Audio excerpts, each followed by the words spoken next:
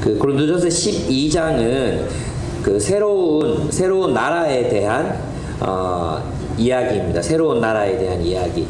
우리가 이런 전체적인 맥락을 이제 놓치고 본문을 보면 그냥 서로 연결되라 이렇게밖에 안 보이거든요.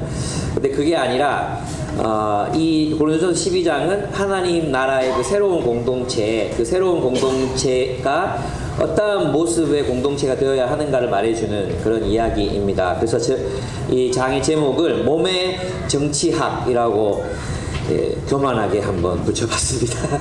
몸의 정치학. 1절에 보시면은 형제들아 신령한 것에 대하여 나는 너희가 알지 못하기를 원하지 아니하노니 이런 표현이 나오면 이제 굉장히 강조하는 거라 그랬죠. 이중 부정문이라고 굉장히 강조하는 건데, 그럼 신령한 것을 알아야 된다는 뜻이잖아요. 그러면 여기서 이제 신령한 것이라고 말했는데 이 신령한 것이 의미하는 것이 무엇인가를 이제 이해하는 게 오늘 이 고린도전서 전체를 푸는 거예요. 우리 신령한 것 이러면 어떤 걸 생각하느냐 하면 슈퍼내추럴한 거, 초자연적인 어떤 것들을 생각하거든요. 근데 성경에서 말하는 신령한 것, 영적인 것이다 이렇게 말했을 때 그것은 하나님으로부터 나온 것, 하나님께서 창조하신 것, 하나님의 세계, 이것을 의미하는 단어가 신령하다 이런 뜻이에요. 그래서 이 신령하다는 걸 그냥 우리 동양적인 의미로 받아들여서 그냥 해석하면 이제 성경이 이상해지는 거죠. 그 영적이다, 신령하다는 말은 무엇의 반대말이냐 하면 육신적이다, 세상적이다 하는 말의 반대말인 거예요. 아시겠죠? 그래서 세상적이다. 그래서 오늘 본문에 보면은 신령한 것을 알아야 되는데 너희는 어디 있었느냐? 육적인 세계에 있었다는 거예요. 그게 뭐냐 하면 2절을 보십시오. 너희도 알거니와 너희가 이방인으로 있을 때 말 못하는 우상에게로 끄는 그대로 끌려갔느니라. 이게 뭐예요? 육신적인 것, 세상적인 것을 말하는 거죠. 아시겠죠? 그래서 3절에 보면 그러므로 내가 너희에게 알리노니 하나님의 영으로 말하는지 누구든지 예수를 저주할 자를 하지 아니하고 또 성령으로 아니하고는 누구든지 예수를 주시라 할 수 없느니라 이렇게 돼 있죠. 그래서 있잖아요. 신령한 것에 대하여는 이 말은 뭐냐 하면 성령께서 하신 일에 대하여 너희가 알기를 원한다 이런 뜻이에요. 그래서 톰 라이트는 이 구절이 하도 이제 오해를 받으니까 톰 라이트가 자기 자신의 이제 주석서를 쓰면서 이것을 뭐라고 번역하느냐 하면 스피리츠 못이라고 써요. 번역해요. 그러니까 성령의 일이다. 나는 너희가 성령이 하신 일을 알기를 원한다 이렇게 쓰는 거예요. 무슨 말인지 아시겠죠? 성령께서 창조하신 것이 무엇입니까? 하나님의 새로운 백성이거든요. 하나님의 새로운 백성들은 성령을 받아서 그 마음에 성령으로 율법을 새기고, 그죠? 그러면 이 새로운 시대가 열리잖아요. 성령으로 말미암는 새로운 백성들이 생기면 새로운 질서와 새로운 백성들이 생겨나잖아요.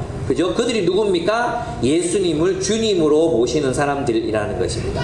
예수님을 주님으로 모시는 사람들. 그러면 영적인 세계란 성령에 의해서 창조된 하나님의 백성들의 세계를 말하는 거죠. 이걸 요한계시록에 나오는 하늘, 또 마태 다른 서신서들에 나오는 너희를 하늘에 앉히시니 이런 표현하고도 같은 표현이라고 할 수 있어요. 하늘에 앉히셨다 이 표현은 우리가 죽어서 저 하늘에 갔다는 뜻이 아니잖아요. 하늘에 앉히셨다는 것은 예수 그리스도와 함께 이 땅에서 왕노릇하게 하신다. 하늘의 질서 가운데서 하나님 나라에서, 그죠? 이 땅을 딛고 살지만 이 현실 세계 속에서 하나님의 통치를 실현하며 사는 삶을 하늘에 앉히시니라고 표현했거든요. 그 하늘을 창조하신 분이 누구라는 거예요? 성령 하나님이시라는 거예요. 성령 하나님. 성령 하나님이 성령을 통해 성령을 우리 하나님의 백성들에게 부어주셔서 그들이 하나님의 백성이 되게 하시고 이 땅에 하나님의 나라를 창조하셨습니다. 새로운 창조를 시작하셨습니다. 그것을 영적인 것이라고 이제 설명하는 것입니다. 과거에 우리는 성령이 이 땅에 오시지 않으셨을 때, 성령이 아직 부어지지 않았을 때 우리는 우상이 이끄는 대로 살아갔습니다. 그럼 우상이 만들어내는 게 무엇입니까? 신화죠, 신화. 그죠? 이 우상은 신화를 만듭니다. 그리고 그 신화의 세계에 동의하는 사람들을 자기 백성으로 삼습니다. 근데 놀라운 건 뭐냐 하면 이 우상 숭배적인 질서의 꼭대기에 누가 있는 것입니까? 황제가 있어요. 황제. 로마 제국의 황제가 있어요. 그러니까 우리는 성령님이 성령이 우리에게 부어지지 않았을 때는 세상의 질서, 세상의 지배자, 세상의 정사와 권세, 세상이 지배하는 것에 그냥 동의하면서 그냥 이끄는 대로 그냥 세상이 시키는 대로 살았다는 거예요. 그런데 이제 성령께서 오셔서 우리에게 성령을 부어주셔서 누가 우리의 진정한 주인이라는 걸 깨닫게 되는 거예요. 예, 황제가 아니라, 세상이 아니라 예수께서 진짜 우리의 진정한 황제, 진정한 왕이시라는 것을 깨닫게 해주셨다는 것입니다. 그리고 그분을 우리의 왕으로 모신 사람들이 하나님의 새로운 백성이 되고, 그 새로운 백성들이 새로운 질서를 창조해 나가요. 그 새로운 질서가 창조되는 공간, 그 새로운 질서가 창조되는 공동체가 예수 그리스도의 몸이라는 것입니다. 그래서 있잖아요, 이 몸이라는 표현은 사실 이제 이 바울이 이것을 알고 있었을 텐데, 그 당시 그 아그리빠 왕이 있잖아요. 그 아그리빠 왕이 어떤 그 비유를 들어요. 그 비유가 뭐냐 하면 몸의 비유인데, 그가 말했던 몸이 바로 국가였어요. 예, 로마를 말하는 것이었어요. 로마. 그 로마 제국에 대한 이야기를 하면서 이제 몸을 비유로 들어요. 그러면서 이제 손과 입과 발이 독약을 먹거나 독약을 먹게 하거나 이렇게 해서 막 이렇게 먹으면 무엇이 피해를 받습니까? 이제 위장이 나빠지잖아요. 위장이 나빠지면 온몸이 약해지잖아요. 그런 걸 말하면서 반역하지 말라. 그리고 그 로마 질서에, 로마의 그 지배 질서에 복종해라. 이런 의미로 이제 몸이라는 비유를 들어서 국가를 설명합니다. 그런데 있잖아요, 사도 바울은 똑같은 몸을 비유로 들어서 그럼 뭘 설명하고 있겠습니까?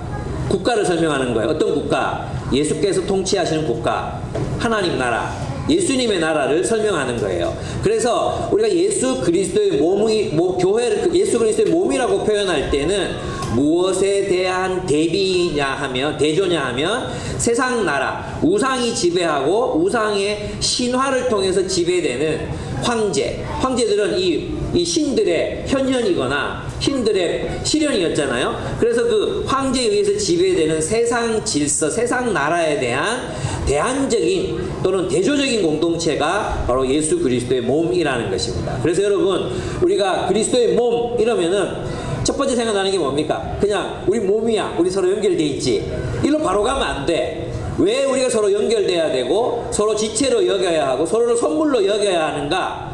그 이유가 무엇인가? 그 이유는 우리는 하나님이 창조하신, 성령에 의해서 창조된 새로운 피조물이기 때문이다. 새로운 공동체이기 때문이다. 새로운 나라이고 질서이기 때문이다. 이것이 바로 이제 사도 바울이 그리스도의 몸에 대해서 설명하는 이야기인 것입니다. 그래서 이제 아시겠죠? 우리가 육신으로는 예수가 그리스도인 줄 몰라요. 시기저가 왕인 줄 아는 거죠. 그죠? 오늘 우리도 마찬가지잖아요. 고대 로마는 그 신화에 의해서 인민들을 지배했다면, 오늘날 자본주의 사회는 무엇으로 사람들 지배합니까? 성공신화. 그죠? 성공신화 이런 것들로, 또 자기개발 이런 것들로 이제 사람들의 의식을 사로잡죠. 너희도 이런 방식 저런 방식으로 살면 꼭대기에 올라갈 수 있다. 근데 그 꼭대기에 있는 사람들이 누굽니까? 오늘날 이 신화의 우상이 되는 사람들이 누군지 아십니까? 스티븐 잡스 이런 사람들이에요. 대기업, 기업가들, 조지 소로스 이런 사람들이에요. 그렇지 않습니까? 그래서 사람들이 이 신화, 자본주의의 신화를 자기 것으로 받아들여서 모든 사람들이 마치 그 길로 가면은 이제 잘 살 수 있다, 행복할 수 있다, 이런 신화가 이제 자본주의를 지배하는 거죠. 그렇다면 오늘날 우리가 이제 이러한 세상 속에서 우리는 어떠한 공동체를 이루어야 할까? 예수님께서 말씀하셨던 그 새로운 나라는 무엇인가 생각해 봐야 돼요. 그래서 이제 여기서 신령한 것은 바로 성령께서 만드신 것이 무엇인가? 그것은 바로 이 땅에 그리스도의 몸이라 일컬어지는 대안적 공동체를 주님이 만드셨다는 거예요. 왜? 예수님을 왕으로 모시면 이제 누가 왕이 아니에요. 시즌은 왕이 아닌 거예요. 시즌은 더 이상 왕이 될 수 없는 거예요. 그럼 예수님이 왕이 되시는 나라, 예수님이 왕이 되시는 나라, 국가, 하나님의 왕국, 그 하나님의 왕국을 살아야 될 거 아니에요. 그 하나님의 왕국은 몸인데 이제 다르다는 것입니다. 사실 있잖아요, 그리스 로마 제국은 이 몸이라는 표현을 쓰면서 사실 무엇을 강조했느냐 하면 황제에 대한 절대적인 복종을 강조했어요. 그리고 로마 제국에 대한 충성을 강조했거든요. 그러면서 이제 실제로 보면 그게 이제 뭐 로마의 번영이 뭐 이렇게 얘기하면서 계급을 두 계급으로 나눴어요. 하나는 귀족 계급이에요. 귀족 계급, 또 하나는 천민 계급이었어요. 이 귀족 계급에 속한 사람들은 원로원 회의, 시의회 의원들, 은퇴 군인들, 그리고 부자들, 이런 사람들이 여기에 속했어요.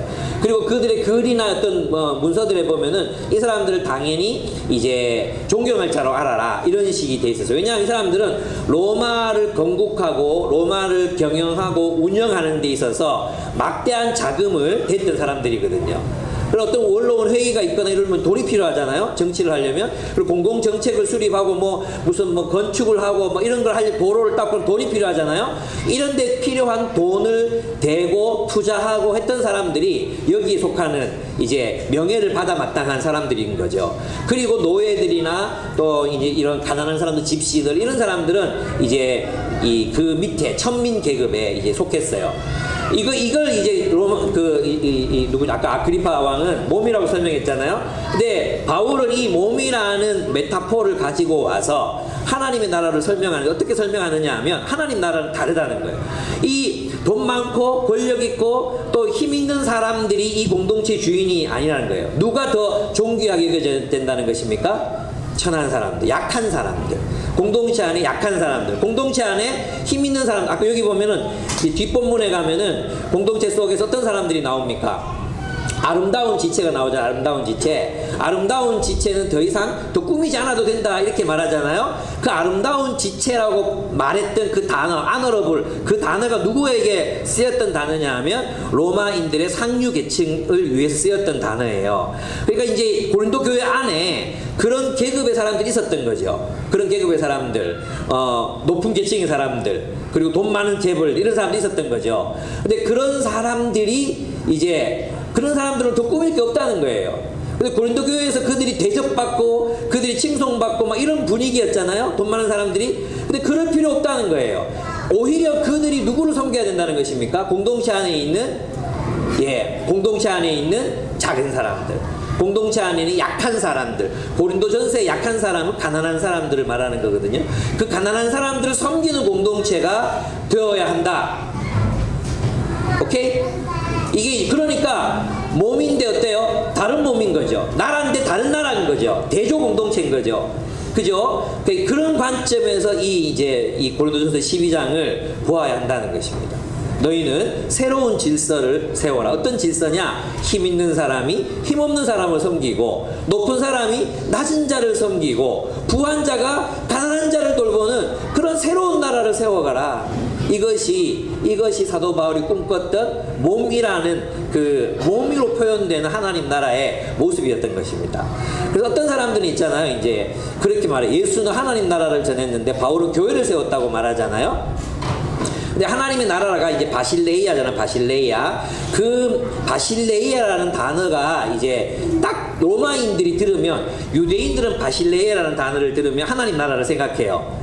근데 로마인들은 바실레이아라는 왕국이라는 이 단어를 들으면 어떤 걸 생각하느냐 하면 제국을 생각하는 거예요. 무슨 말인지 아시겠죠? 그래서 하나님의 나라라는 그 왕국이라는 그 표현 자체가 로마 정부에나 로마인들에게 굉장히 오해를 불러일으킬 수 있는 단어였기 때문에 이 하나님의 나라를 다른 용어로 잘 설명할 수 있는 게 뭘까? 그것을 이제 그리스도의 몸이라는 독창적인 표현으로 설명하는 것입니다. 왜냐하면 제국은 있잖아요. 제국은 약한 사람들, 또 사회에서 소외된 사람들, 혹은 도태된 사람들을 그렇게 중요하게 여기지 않잖아요. 그래서 보면은 제국이 형성될 때는 장애인들 막 거세시키고, 또 노숙자들, 불황자들 다 죽이고, 그리고 공동체에서 필요 없다고 생각되는 사람들을 가스실로 몰아놓고, 이런 일들을 제국에서 했단 말이에요. 그죠? 그렇죠? 그런데 하나님의 나라는 다르다는 것입니다. 하나님의 나라는 오히려 그렇게 소외되고, 또 그렇게 소수고, 또 그렇게 이렇게 대접받지 못하고 사회적으로 약한 사람들이 오히려 대접받고 섬기고 사랑받고 귀히 여겨지는 공동체, 그런 공동체가 하나님 나라다. 그런 공동체가 하나님의 나라다. 그것을 사도 바울이 설명하고 싶었던 것입니다. 아멘. 얼마나 놀라운 통찰입니까? 예. 이럴 때 여러분 박수도 치시고 그러셔야 되는 건데. 그래서 성령이 하신 그 놀라운 일이라는 것이 무엇인지 아시겠죠? 이 세상의 탐욕과 폭력의 질서 속에 질서와 완전히 다른 세상, 약자, 힘 없는 자 이런 사람들이 이제 뭐랍니까? 예, 존중받는 그런 새로운 세상을 주님이 이제 건설하기를 원하셨던 것입니다. 그래서 우리는 그런 나라 세워가야 된다. 그런 세상 세워가야 된다. 그것이 사도 바울이 이야기하고 싶어 하는 것입니다. 그러면 그 하나님의 나라가 어떻게 세워지느냐? 본문에 보면은 이제 4절부터 보면은 하나님이 각 사람에게 은사를 주신다고 그랬어요. 여러분 여기서 이제 또 중요한 게 있어요. 은사 4절에 보면 은사는 여러 가지나 누구는 같아요? 성령은 같죠. 두 번째 직분은 여러 가지나 누구는 같아요? 주는 같아요. 그죠? 예수님 같아요. 그리고 또 세 번째 사역은 같으나 또 누구는 같습니까? 하나님은 같습니다. 여기서 이제 우리 삼위일체 신학이 여기서 나오고 있죠. 그죠? 삼위일체. 근데 가만히 들여다보면 은사, 직분, 사역 이것이 나누어집니까? 은사는 이건데 사역은 다른 거고 직분은 따로 있습니까? 아닙니다. 여러분 있잖아요. 은사와 직분과 사역은 같습니다. 같은 것입니다. 뒷부분에 가보면은 은사, 직분, 사역 그랬잖아요. 어떤 사람은 교회 사도로, 선지자로, 교사로 부르셨고 이렇게 얘기하잖아요. 그러면 사도적 은사를 가진 사람이 사도가 되고 사도의 사역을 해야 되죠. 그래서 이 세 가지는 분리되는 개념이 아닙니다. 다른 말로 하면 하나님이 내게 어떤 은사를 주셨다면 나는 그 직분에서 사역을 해야 되는 거죠.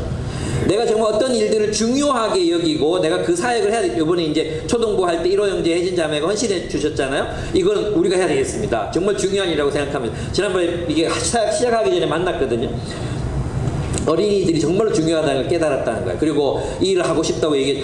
니들이 해야 된다고 사역해야 된다고. 그래서 이제 사역이 진행됐잖아요. 그런 것들이 이제 은사와 사역과 직분이 함께 가는 것입니다. 그래서 있잖아요. 은사는 이런 거예요. 공동체 안에서 당신 우리 소그룹 리더로 섬겨주세요 하잖아요. 그럼 그게 뭐예요? 은사예요. 그 디모데 전서에 보면 디모데 전서 후서에 보면은 뭐라고 얘기하고 있습니까? 이제 디모데가 공동체 지체들이 막 자기를 반대하고 막 나이 어리다고 무시하고 막 이래가지고 너무 힘이 들었어요. 그죠? 힘이 쭉 빠져 있었어요. 안 그래도 우울질인데 막 다 기가 딱 빠져 있었어요. 근데 사도 바울이 편지를 쓰잖아요. 내가 이 편지를 쓰는 것은 네 안에 있는 은사. 그 은사가 어떤 거냐면 장로의 회에서 장로들이 네게 안수하여 준 네 안에 있는 은사를 불임듯하게 하기 위해서 내가 이 편지를 쓴다 그랬거든요. 그때 말했던 은사는 디모데가 뭐 그 은사가 불임듯하게 나와서 막 예언을 하게 되고 이런 걸 말하는 게 아니라 장로님들이 당신이 이제 우리 교회 나이는 어리지만 우리 교회 공동체의 지도자가 되어 주십시오 하고 안수했던 것입니다. 리더로 세웠던 것입니다. 그 리더의 직분을 잘 감당해라. 그 다시 불일듯하게 너의 그 소명의식을 다시 되살려라. 이게 그 편지를 쓰는 이유였다 그랬어요. 그러니까 디모데가 공동체로부터 받은 그 직분이 뭐예요? 은사죠. 그죠? 또 그가 해야 되는 게 뭐예요? 그 은사에 따른 사역인 거예요. 그래서 은사, 직분, 사역은 하나님이 주신 삼위 하나님께서 우리에게 베푸신 것입니다. 그래서 있잖아요. 우리가 어떤 일에 이 사역 정말 중요해. 그리고 내가 이 사역 꼭 해야 되겠어. 이거는 그 사람에게 주신 은사예요. 그 사람 그 직분으로 받는 거예요. 그 일을 해야 되는 거예요. 또 공동체 어떤 사람의 은사를 보고 당신이 우리 교회를 섬기는 리더가 되어주세요. 이 공동체를 섬기는 숲지기가 되어주세요 하잖아요. 그게 은사인 거예요. 그게 직분인 거예요. 또 어떤 사람들이 자기가 깨달아 나는 이런 데 은사를 받은 것 같아. 하나님이 분명히 나에게 이런 은사를 주셨어. 저도 이제 가끔씩 그런 생각 들 때가 있거든요. 제가 어떤 사역이나 말씀을 연구하거나 설교를 준비할 때 있잖아요. 이건 하늘이 준 지혜다. 그래서 저는 그런 걸 하면서 저의 천재성을 의식할 때가 있거든요. 안 믿으시겠지만 와 이건 정말 내 머릿속에서 나온 게 아니야 이럴 때가 있어요. 진짜로. 그럴 때 나는 저의 은사를 확인하는 거죠. 그래서 저는 이제 말씀 전해야 되겠다. 공동체를 세워야 되겠다. 이렇게 생각하는 것입니다. 그래서 하나님은 공동체, 이 하나님의 나라를 어떤 식으로 세웠느냐 하면 특별한 어떤 사람, 제국은 왕이 세우잖아요. 제국은 권력자들, 귀족들, 원로원 회의가 나라를 세우잖아요. 근데 오늘 본문에 보면은 이 하나님의 나라는 어떻게 세워지느냐? 우리 모두 각자에게 하나님께서 은사와 직분들을 주셔서 그 모두가 자신의 악기를 연주할 때 심포니를 이루게 하시는 하나님의 나라를 이루게 하신다는, 이 나라는 성령께서 나누어 주시는 은사, 다시 말하면 하나님은 모든 사람들에게 모든 은사, 모든 직분들을 주셔서 우리 모두가 함께 하나님의 나라를 세워가게 하신다, 이거예요. 근데 고린도인들 어떻게 생각했죠? 예언하는 사람이 제일 중요해. 고린도인들은 방언하는 줄 아는 사람이 제일 중요해. 신비적인 걸 보는 사람이 제일 중요하다고 생각했어요. 그래서 그들은 자신의 영적인 이런 엘리트 의식을 앞세워서 막 질서 없이 방언하고 질서 없이, 그러니까 초자연적인 은사만 중요하다고 생각했던 거죠. 그런 고린도 교회에게 바울이 말하는 게 뭐예요? 아니야, 그것만이 아니라 지혜도 중요하고 지식도 중요하고 섬기는 것도 중요하고 위로하는 것도 중요하고 상담도 중요하고 방언도 중요하고 예언도 중요해 라는 것입니다. 그러니까 여기서 있잖아요. 방언과 예언의 중요성을 말하거나 신비적인 어떤 은사의 현실을 더 강하게 말하려고 하는 게 아니라, 그것만이 아니라 성령이 각 사람, 우리 모든 사람들에게, 각 사람에게 나누어주신 은사를 따라 뭐가 세워져요? 하나님 나라가 세워진다. 그러니까 여러분, 특별한 신비적인 은사를 가진 사람, 능력 행함이나 병 고치는 은사를 받았다고 해서 그 사람들이 자기를 과시하고 자기 자신의 위치를 공동체에서 높이려고 하고, 이런 시도는 영적인 게 아니라 육신적인 것이다 라고 얘기하는 것입니다. 그러니까 여러분, 은사 체험이 뭐고 성령 체험이 뭡니까? 성령을 체험하고 은사를 체험하는 것이 무엇입니까? 성령을 체험한다는 것은 성령께서 우리 각자에게 주신 그 은사를 활용할 때, 그 은사를 가지고 사람들을 섬길 때, 예를 들어 섬김의 은사, 또는 내가 누군가를 위해 젓가락을 놓고 숟가락을 놓고, 또 누군가를 위해서 반찬을 만들고, 또 우리 공동체 사람들을 위해서 식사를 준비하고, 이럴 때 나는 뭘 체험하고 있는 것입니까? 성령 체험하고 있는 거예요. 무슨 뜻인지 아시겠습니까? 그게 성령 체험이에요. 여러분, 지금 제가 하나님께서 성령으로부터 받은 은사, 말씀을 증거하는 은사, 이 은사를 제가 여러분 앞에 섬기고 있죠. 이것을 여러분 섬기고 있죠. 지금 사탄이 역사하고 있습니다. 아니죠. 누가 말하고 계십니까? 성령이 저를 통해 말하죠. 그럼 여러분이 듣고 있는 여러분 지금 뭘 체험하고 있는 거예요? 성령 체험하고 있는 거예요. 제가 이 얘기를 여러 번 했었거든요. 근데 박영돈 목사님 오셨잖아요. 성령론으로 박사학위를 받은 박영돈 목사님 오셔가지고 제가 했던 얘기를 똑같이 하는 거예요. 여러분, 성령 체험이 뭔지 압니까? 성령 체험하신 분도 손 들어보세요. 그러는데 아무도 손 못 들고 있었거든요. 근데 지금 여러분은 성령을 체험하고 계신 거라고. 이 공동체 안에서 성령이 운행하고 계십니다. 우리 각자가 하나님 앞에서 받은 은사를 가지고 서로를 섬길 때 바로 그게 성령의 은사입니다. 은사를 체험하는 것입니다. 지혜의 은사를 가진 사람이 누군가에게 자신의 지혜를 알려줄 때, 누군가가 자기 가진 지식을 가지고 사람들이 상담하며 얘기 나눌 때, 그때 우리는 은사가 성령이 체험되는 거예요. 소그룹 안에서 똑같은 PBS를 해오잖아요. 지식 은사를 받은 사람들은 저희도 이제 목회자 성경 공부를 하면 어떤 사람은 막 적용에 강해요. 적용에 삶의 자리 막 이렇게 강조하는 분이 계시는데, 어떤 한 분은 배경만 연구해요. 배경 진짜 막 방대한 지식. 왜 저 사람은 쓸데없는 거 자꾸 연구하지? 제가 그렇게 생각했거든요. 근데 알고 보니까 이분의 은사가 그런 지식적인 데 있는 거예요. 여러분, 우리 리더들과 함께 모여서 나눠도 있잖아요. 어떤 분이 막 자기 말씀을 나누면 위로를 받잖아요. 저는 그렇거든요. 어떤 사람이 말씀을 나누면 어떤 통찰력이 생겨요. 어떤 사람이 말씀을 나누면 도전을 받아요. 예, 어떤 사람이 말씀을 나눌 때는 이렇게 하면 되겠다, 지혜가 생기거든요. 그러니까 이 공동체 안에서 우리는 각자가 받은 그 자신다움, 자기다움, 하나님 성령께서 베풀어 주신 그걸 가지고 섬길 때 뭐가 세워지는 거예요? 하나님 나라가 세워지는 것입니다. 그래서 하나님의 나라는 특별한 엘리트들에 의해서 세워지는 게 아니라, 그래서 여기 나오는 이 은사들의 종류가 중요한 게 아니라는 거죠. 은사들의 종류가 중요한 게 아니라 우리 모두가 하나님이 은혜의 선물을 각자에게 주셨고, 우리 각자 자기 다움을 가지고 공동체를 섬길 때 그게 뭐예요? 그걸 가지고 하나님의 나라가, 그것을 통해 하나님의 나라가 세워지는 것입니다. 그러니까 여러분, 우리 모두는 뭐예요? 하나님이 이 공동체를 위해서 보내신 은혜의 선물들이라는 것입니다. 여러분, 한 사람 한 사람이 여러분의 존재 그 자체가 이 공동체를 위해서 주신 하나님의 은혜의 선물입니다.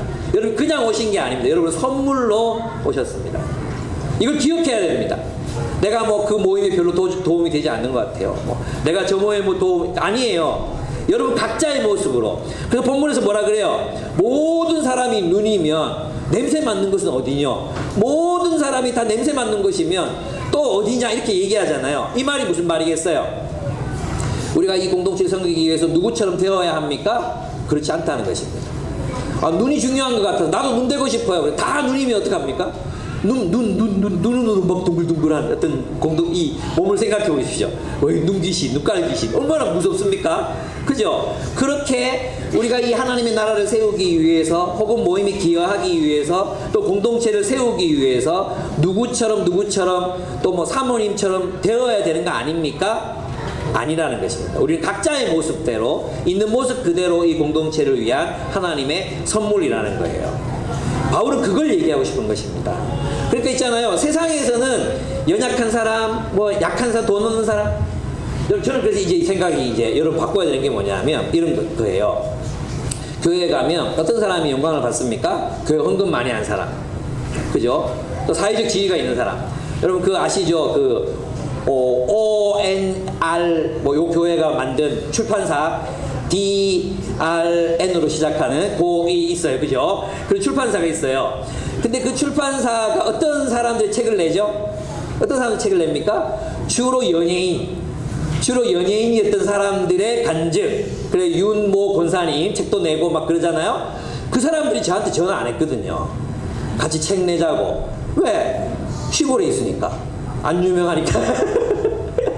지금 농담하는데 너무 진지하게 들으시네. 저는 거기 원고도 안 보냈습니다. 왜? 뻔하니까. 왜? 거기는 사회적으로 저명한 사람, 뭐 대사, 중국 대사 이 정도 돼야 책 한 번 내주는 거예요. 그죠? 또 무슨 가수왕 이런 거 한 번 해야 책 한 번 내주는 간증이라도 한번 필름이라도 찍는 거예요. 그죠? 그게 성경적이지 않다는 것입니다. 하나님 나라는 거꾸로 뒤집힌 질서예요. 오히려 무명의 성도들, 오히려 힘없는 사람들, 그런 사람들이 하나님을 만났던 이야기들, 이런 이야기들이 나와야 되는 거 아닙니까? 근데 왜 우리가 유명한 사람들의 그런 이야기들만 들어야 됩니까? 아까 내려놓은 말했는데 전 내려놓은 거 싫어하거든요. 아니 이분이 내려놓을 거라도 있었잖아요. 내려놓을 핫벌이라도 있었잖아요. 우리는 없어. 내려놓을 것도 없어. 내려놓을 것도 없는 사람들이 의 이야기를 싫어하지. 뭐 다 그럼 내려놓을 거 없는 우리는 뭐 합니까? 그런 의미가 아니겠죠. 그죠? 근데 그 책을 보면 무슨 대학도 나왔고 무슨 뭐 의사를 할 수 있을 거고 그렇지만 난 내려놓고 어디 갔다 이러잖아. 나는 그게 싫어요. 예. 제가 지금 말씀드리는 건 뭐냐면 성경 바울은 그것에 대한 반대인 거예요. 그것에 대한. 고린도 교회가 왜 힘 있는 사람들, 돈 있는 사람들, 권력 있는 사람들 그들이 마치 교회 주역인 것처럼 오늘날 한국교회도 어떻습니까? 헌금 많이 하고 사회적으로 유력 인사가 있고 이러면 어떻습니까? 인정받고 그만큼 교회에 기여했다고 생각하잖아요. 오늘 본문을 보면요. 그런 얘기에 바울이 반대해요. 어떻게 반대하느냐 하면 이런 거죠. 세상은 어떤 사람? 로마 사회에 크게 기여한 사람들 돈을 많이 내고 공공정책을 위해서 돈을 내고 이게 기부하고 이랬던 사람들이 막 이제 아너러블하다고 존귀하게 여겨주잖아요. 심지어는요 원로원 회의 그 제일 높은 회의에 들어가잖아요. 그러면 혹시 실수로 사람을 죽여도 면제받았어요. 그런 특혜를 누렸어요. 왜냐하면 그들은 그럴만하다고 생각했거든요. 근데 한국교회의 모습을 보면 똑같은 거예요. 헌금 많이 하고 교회 건축하는데 헌금 많이 하고 또 사회적 영향력 가지고 뭐 불법을 합법으로 만들어주고 이런 사람들이 칭송받는 그게 아니다. 우리가 하나님 나라를 위해 산다는 게 뭐냐? 진짜 교회에 충성한다는 게 뭐냐? 교회를 위해서 뭔가를 기여하고 교회를 위해서 뭔가 큰 거를 하고 이런 게 아니라는 거예요.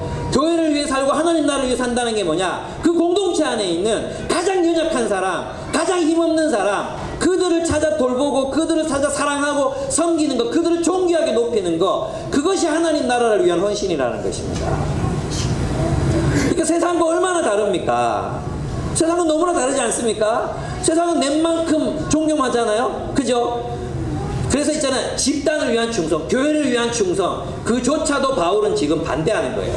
무엇을 위해 헌신하라는 것입니까? 사람을 위해 헌신하라는 거예요. 사람을 위해 헌신하라는 거예요. 그들을 사랑하라는 것입니다. 내가 뭐 얼마짜리 가지고 무슨 뭐 장모쯤 되려면 무슨 뭐 대학부 정도 한 끼 정도를 먹일 수 있는 정도 재력이 있고 막 이런 거 생각하잖아요. 그거 다 세상적이라는 것입니다. 성령이 하시는 일은 그것과는 전혀 다른 종류의 공동체를 세우는 거라는 것입니다. 그래서 교회는요 집단주의가 아닙니다. 집단의 유익을 위해서 개인을 희생시키는 것이 아니라 우리가 서로 지체가 되고 서로 연결되는 것입니다. 그래서 그들을 하나님이 뭐라고, 이 바울이 뭐라 그랬습니까? 하나님께서 그들을 지체로 주셨다고 그러잖아요. 11월 몸은 하나님의 많은 지체가 있고 몸의 지체가 많으나 한 몸인과 같이 그리스도도 그러하니라. 18절 한번 같이 읽어. 18절 같이 읽어보겠습니다. 시작. 그러나 이제 하나님이 그 원하시는 대로 지체를 각각 몸에 두셨으니, 그러니까 각각 우리 우리 각각을 이 공동체에 주신 분이 누구세요? 하나님이시라는 거예요. 하나님. 우리가 지체됨으로 하나님이 우리를 여기 주신 이유가 뭐라는 것입니까? 지체되게 하기, 서로 사랑하라고, 연결되라고. 우리 연결돼 있어야 되죠. 우리 연결돼 있어야 돼요. 몸으로 연결돼, 바디. 우리 몸으로 연결돼 있어야 돼요. 스피릿이 아니라, 정신이 아니라, 그래 우리 하나지 이게 아니라 우리 몸으로 현존함으로 하나가 돼야 돼요. 연결되어 있어야 돼요. 정말로 우리는 연결되어 있어야 돼요. 정말로 연락하고 만나고 의지하고 책임지는 관계로 연결되어 있어야 돼요. 예배만 드리고 집에 가면 안 돼요. 그냥 예배 드리기 위해서 신전처럼 교회가 있는 게 아니에요. 우리는 서로 연결되기 위해서 모이는 것입니다. 서로 연결해서 뭐 하라고요? 예, I need you, you need me. 독일어 했습니다 방금. I need you, you need me. 그거예요. 그게 뭐 남녀 사이 하는 게 아니에요. 세상 사람들은 그걸 다 로맨스로 바꿨죠. I need you, you need me. 근데 그 성경에서는 우리 서로를 향해서 난 당신이 필요하고 당신 내가 필요해요. 그거예요. 나는 당신을 위한 선물이고 당신은 나를 위한 선물이에요. 하나님의 은혜의 선물로 우리를 주셨어요. 보십시오. 뒤에 가보면 예, 뭐라고 되어 있습니까? 28절 보세요. 하나님이 교회 중에 며칠 세우셨으니 첫째는 사도요, 둘째는 선지자요, 셋째는 교사요. 사람이죠. 사람을 세우신 거예요. 은혜의 선물로 주신 거예요. 그 뒤에 보십시오. 또 뭐가 나옵니까? 30절. 다 병 고치는 은사를 가졌겠느냐. 그러니까 하나님은 우리 모두를 무엇으로 주셨다는 것입니까? 서로를 위한 선물로 주셨다는 것입니다. 사람입니다. 사람. 선물. 나는 당신을 위한 선물이고 당신은 나를 위한 선물입니다. 우리 모두는 이 하나님의 나라를 위한 선물입니다. 이거예요. 여러분 있잖아요. 요즘에는 선물 어떻게 합니까? 원하는 거 사주잖아요. 원하는 거. 우리 간사님 모임도 그렇게 하거든요. 간사님 모임도 이제 원하는 물건을 이제 뭐 사고 싶다 이러면 이제 돈을 모아서 그 물건을 주문해서 사줘요. 예, 그렇게 하거든요. 그래서 저는 그게 선물의 의미를 많이 투색시키는 것 같아요. 선물은 어떤 것입니까? 선물은 포장을 잘해야 돼요. 보이면 안 돼. 그죠? 보이면 안 돼. 제가 포장을 해서 그 안에 뭐가 들었는지 몰라. 그래서 이제 품품 마음을 이렇게 푸는 거죠. 이렇게 풀고 뚜껑을 열고 안에 딱 보면 이렇게 놀라는 표정을 해줘. 이렇게 해줘야 돼. 그죠? 그게 선물이거든요. 의외성. 의외의 선물이 있는 거. 내가 원하는 게 아니라 의외의 선물이 그 안에 있으면 놀라잖아요. 근데 물론 포장을 열고 이렇게 될 수도 있기는 있어요. 있긴 있지만 그 선물은 의외성이라는 그게 놀라움 있잖아요. 놀라움. 그래서 있잖아. 저는 여러분이 우리 진짜 서로가 서로를 선물로 받아들이는 마음. 여러분 이제 사람이 사람을 만나고 사람에게 마음을 열고 그 사람에게 가까워지는 것은 어마어마한 에너지가 들어가는 일이거든요. 어마어마한 힘과 부담감이 있는 일이에요. 그죠? 근데 여러분 우리가 관점을 바꿔야 된다는 거죠. 관점. 아까 우리 은영자매 간증하셨잖아요. 상황 바뀐 게 없지만 사실은 관점이 바뀌면 모든 게 감사거든요. 모든 게 감사해요. 안 그렇겠습니까? 사실은 상황을 어떻게 바꾸겠습니까? 상황은 계속 그렇죠. 근데 중요한 건 우리의 관점이거든요. 이 사람들도 있잖아요. 예수님을 뭘로 봤냐 하면 희생제물로 바꿔. 이때 많은 희생제물은 그거예요. 왜? 신들에게 바쳐지는 희생양이 있잖아요. 신들에게 바치는. 그래서 저주해야 돼. 이 신들에게 바치기 전에 이걸 막 저주하는 거예요. 저주. 그리고 그 저주를 받아서 얘가 찢겨 죽는 거거든요. 예를 들면 이제 디오니소스 축제 때는 어떻게 했냐면 여사제들이 영국 무대로 막 나가요. 영국 무대로 나가가지고 이제 막 디오니소스 흉내를 내는 거예요. 흉내를 내서 뭐 항해도 하고 막 그러다가 자기 아버지를 죽이고 나중에 결국엔 자기 어머니와 결혼하고 이런 걸 막 해요. 그러다가 그게 드러나는 거죠. 그러면 이 여사제들이 이 디오니소스 역할을 맡은 사람을 공격해요. 제일 처음에는요, 이 사람이 누구였냐 하면 인신 제물로 드려지는 희생양이었어요. 사람이었어요, 사람. 정말로 실제로 전쟁 포로라든 이런 사람들을 죽였어요. 찢어 죽였어요. 막 찢어 죽였어요. 근데 나중에 너무 잔인하니까 어떻게 했냐면 이게 이제 염소로 바뀌는 거예요. 짐승을 놔두고는 그 사제들이 올라와서 이걸 찢어 죽여요. 이게 저주받은 자거든요. 그러니까 공동체의 어떤 이익을 위해서 한 사람 죽이잖아요. 그래 이 변화되지 않은 관점을 가진 사람들에게는 예수가 십자가에 못 박힌 예수 이야기가 그렇게 딱 보였던 거예요. 그런데 성령 안에 있는 사람들에게는 예수는 주시다, 예수는 왕이라는 거예요. 예수님은 십자가에 달린 그 예수가 희생 이건 뭐냐 하면 이제 신성화된 왜 인신 제물로 바치기 위해서 구별한 호모사케르 세크릿 하다 그러잖아요. 이건 뭐냐 하면 홀리하다는 거와 달라요. 홀리하다는 것은 예수 하나님을 닮았다는 뜻이거든요. 근데 세크릿 하다는 건 뭐냐 하면 제사로 드리기 위해서 손대지 마, 바친 거야, 이런 거 있잖아. 제사 지낸 음식 먹지 않잖아요. 깎아놓고 안 먹잖아요. 그런 것처럼 이거 드린 거야, 바친 거야, 이렇게 드려지는 희생제물이 있었어요. 그게 뭐냐면 이 본문이 말하는 저주받은 자거든요. 그러니까 변화되지 않은 관점으로 보면 어때요? 예수는 세상적인 관점에서 저주받은 자인 거예요. 저주받아 죽은 거예요. 십자가에 달려 죽은 거예요. 그러나 성령 안에 있는 사람들이 새로운 관점으로 예수님을 보면 우리의 주님이시잖아요. 무슨 말인지 아시겠죠? 그래서 우리는 이 공동체를 살아갈 때 변화된 새로운 관점이 필요합니다. 그것은 이웃과의 관계, 다른 사람과 맺는 어떤 어려움, 이런 것들을 선물로 보는 것입니다.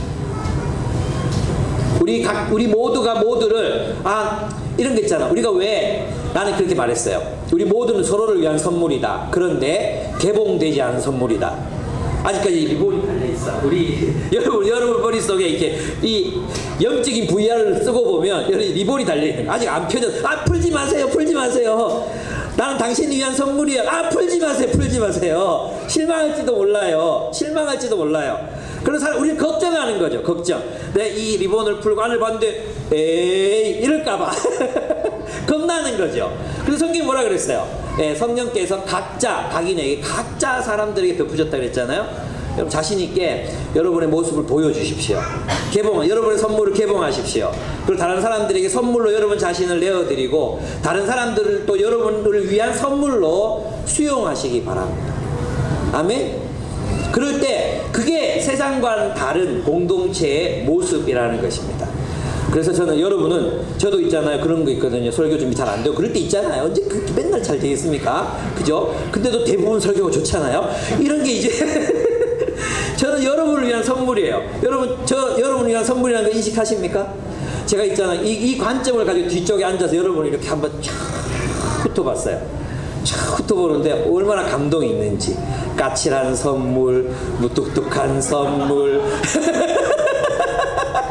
푸근한 선물, 수줍어하는 선물이 많은 거예요. 의외성. 근데 이 선물은 참 다르다. 옛날에는 그게 저한테 약간 아픔이었거든요. 근데 요즘 저는 이걸 조금 누리는 것 같아요. 진짜로. 걱정 많은 선물. 이 다양한 사람들 하나님께 내게 선물로 허락하셨구나. 이게 너무 좋은 거예요. 그래서 한 사람 여러분의 그 리본을 풀고 개봉되는 여러분의 이야기가 여러분의 인격과 삶이 저에게 어떻게 축복으로 다가올까, 그걸 기대하게 됩니다. 또 우리 그런 관계도 겪었잖아요. 그런 관계 어려움들 아픔들 넘어서면서 우리 서로를 선물로 받아들이게 되지 않습니까? 얼마나 감사한지 모릅니다. 여러분과 알아가면 알아갈수록 말씀을 놓고 점점 더 깊어져 갈수록 정말 하나님이 우리에게 허락하신 선물의 세계가 정말 너무 좋구나, 너무 아름답구나, 그런 생각이 들었습니다. 여러분 아까 이제 정리하겠습니다. 은사, 직분, 사역, 이건 동일하다 그랬죠. 어떤 비유로 들면 이런 거죠. 이제 방글라데시인가 베네수엘라인지 싶어요. 그죠? 거기 막 청소년들이 그냥 뭐 학교 갔다 와서 막 널브러져 있고 담배나 피고 막 술이나 먹고 이러니까 한 의식 있는 지휘자가 음악가가 들어가서 그 청소년들 모아가지고 이제 오케스트라를 만드는 거예요. 그래서 그 나라는 이 사회 경제적인 그거에 비해 가지고 굉장히 많은 이제 오케스트라가 나오고, 얘들이 졸업해가지고 미국의 그 뭐 음악학교, 유명한 뭐 음악학교들, 미국도 독일 유명 음악학교들의 얘들이 비율이 상당히 높게 들어가는 거예요. 근데 이거 처음 시작한 사람, 제가 이름을 나중에 알려드리겠습니다. 이분이 이제 처음 시작하면서 청소년들을 이제 모을 거 아니에요?